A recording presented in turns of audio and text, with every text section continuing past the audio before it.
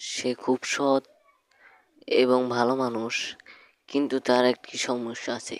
সেটি হলো সে চোখে দেখে না, তাই সে মানুষের বাড়িতে কাজ করে খায়। এ হলো মনু মিয়ার মেয়া লতা। সেও একজন ভালো মানুষ। সে সবার সাথে মেলামেশা করতে পছন্দ করে। একদিন বিকালবেলা লতা তার উঠোনে জঙ্গল পরিষ্কার করছিল। এমন সময় তার বান্ধবী মমিতা এসে বলল,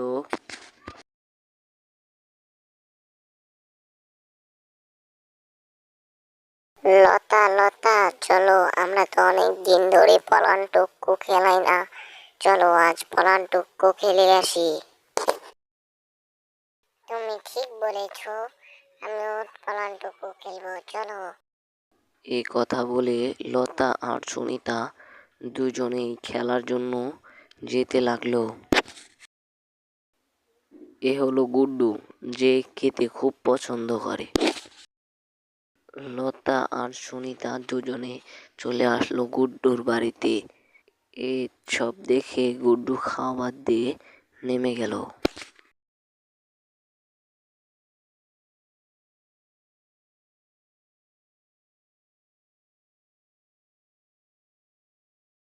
কিরে গুড্ডু, তুই আমাদের সাথে পলান টুকু খেলবি নাকি?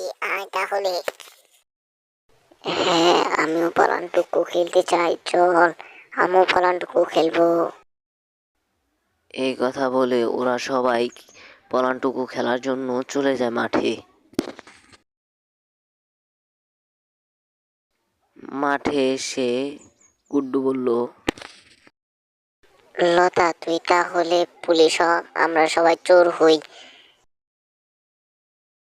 1, 2, 3, 4, 5, 6, 7, 8, 9, 10। এবার আমি এলাম।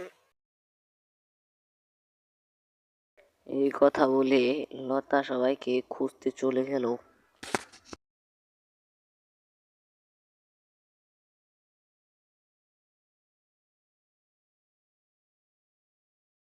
ওরা যে সবাই কোথায় চলে গেল, ওদেরকে তো পাচ্ছি না।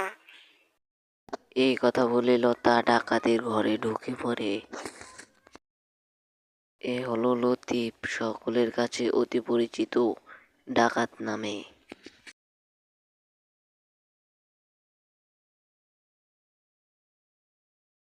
গিন্নি, ও গিন্নি, কোথায় গেলে? তাড়াতাড়ি আসো।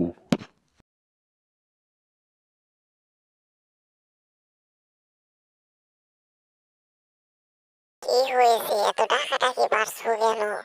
দেখতেছো না বাড়িতে কাজ করতেছি? বলছি, চুরি করা সম্পত্তিগুলো কোথায় একটু বাইর করো তো, আমাকে জমা দিতে হবে স্যারের কাছে। দাঁড়াও, বের করে দিচ্ছি, চিন্তা করো না। এমন সময় লতা ঘরের ভিতরে ঢুকে সব কথা শুনে ফেলে।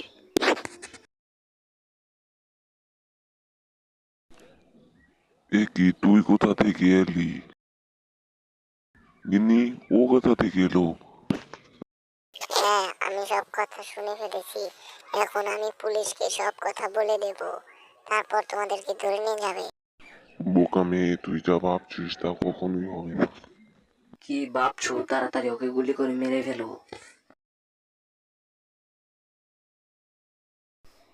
যে না লতা পালাবে, ঠিক সেই সময় গুলি করে মেরে ফেলে লতাকে।